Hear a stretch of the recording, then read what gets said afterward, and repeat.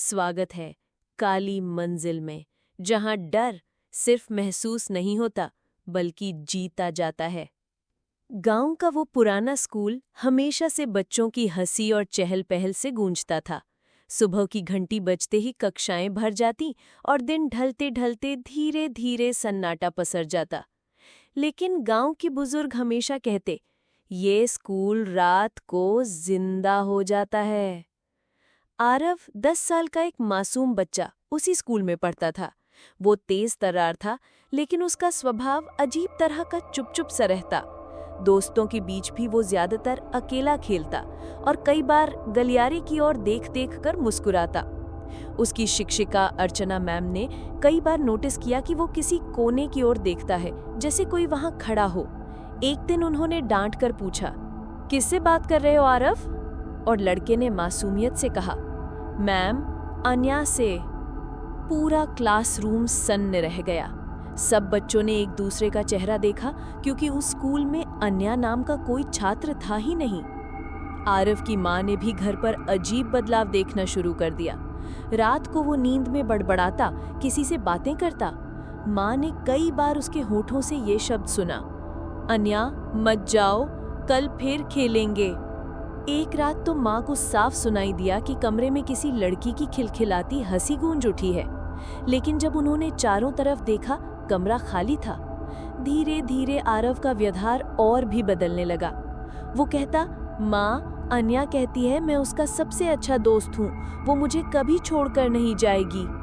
कभी कभी उसकी आंखें लाल हो उठती, होठों पर हल्की मुस्कान तैर जाती और वो दूर कहीं देखता, मानो किसी अदृश्य चीज के साथ खड़ा हो। स्कूल में भी अजीब बातें होने लगी।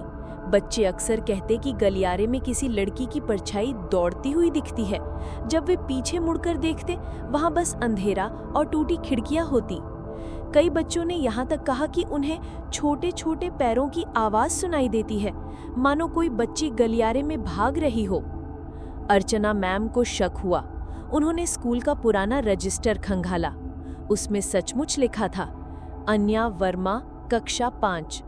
लेकिन आखिरी उपस्थिति दर्ज थी 10 साल पहले, और वो वही साल था जब स्कूल के हॉस्टल में आग लग गई थी। कई मासूम बच्चे जिंदा जलकर मर गए थे, मगर अफवाह थी कि एक बच्ची का शव कभी नहीं मिला और उसका नाम था अन्या। आरव दिन प्रतिदिन और भी अजीब होता गया। वो कहता, अन्या मुझे अपना घर दिखाना चाहती है। माँ डरने लगी, लेकिन डर तब हकीकत बन गया जब एक रात आरव अचानक घर से गायब हो गया। तूफानी रात थी, हवा चीख रही थी। खोजते खोजते माँ और अर्चना मैम पुराने हॉस्टल पहुंची। दरवाजा जंग लगा था, लेकिन भीतर से किसी मासूम हंसी की गूंज सुनाई दी। कांपते हाथों से उन्होंने दरवाजा खोला। अंदर घुप अंधेरा, जली हुई दीवारें, राख की गंध, और उन दीवारों पर अब भी छोटे छोटे बच्चों के जले हुए हाथों के निशान साफ दिखते थे। धुंध में आरव खड़ा था। उसकी आंखें सुर्ख चमक रही थीं और होठों पर एक अजीब मुस्कान थी। उसने माँ की ओर देखा और बोला, माँ देखो, अन्या आ गई है। अंधेरे से एक आकृति बाहर निकली। वो एक छोटी लड़की थी, आधा चेहरा जला हुआ, बाल राख से चिपके हुए और आंखें गहरी काली गड्ढों जैसी। वो मासूम आवाज में बोली, आरव, अब तुम मुझे छोड़कर नहीं जाओगे, है ना? और उसने आरव का हाथ पकड़ लिया। उस पल पूरे हॉस्टल में हलचल मच गई।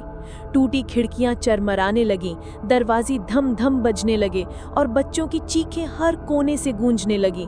हवा इतनी ठंडी हो गई कि सांस लेना मुश्किल था। दीवारों पर परछाइयां दौड़ रही थीं, जैसे दर्जनों बच्चे अंधेरे में खेल रहे हों। आवाजें फुसफुसा रही थी, हमारे साथ खेलो, हमें अकेला मत छोड़ो। माँ और अर्चना ने आरव को खींचने की कोशिश की, लेकिन हर बार कोई अदृश्य ताकत उन्हें पीछे धकेल देती। 4 घंटे तक वो उस मौत जैसे सन्नाटे और चीखों से जूझती रहीं। हर सेकंड एक युग जैसा भारी लग रहा था। आखिरकार माँ ने पूरी ताकत से आरव को अपनी बाहों में खींच लिया और चिल्लाई, तो मेरा बेटा है, मैं तुझे किसी भूत के साथ नहीं जाने दूंगी। उसी पल जोरदार धमाके से दरवाजा बंद हो गया और अन्या की आत्मा ने एक दर्दनाक, कान फाड़ देने वाली चीख मारी। फिर सब कुछ शांत हो गया। आरव धीरे धीरे सामान्य हो गया। उसने खेलना शुरू किया, खाना पीना सामान्य किया, लेकिन कुछ बदल चुका था। कभी कभी वो खिड़की से बाहर अंधेरे में झांकता और हल्की मुस्कान उसके चेहरे पर आ जाती। गांव के लोग आज भी कहते हैं, स्कूल के गलियारे अब भी फुसफुसाते हैं, अन्या की आत्मा गई नहीं, वो फिर किसी और बच्चे का इंतजार करेगी। और जब शाम ढलती है, स्कूल का गलियारा अब भी जिंदा हो उठता है।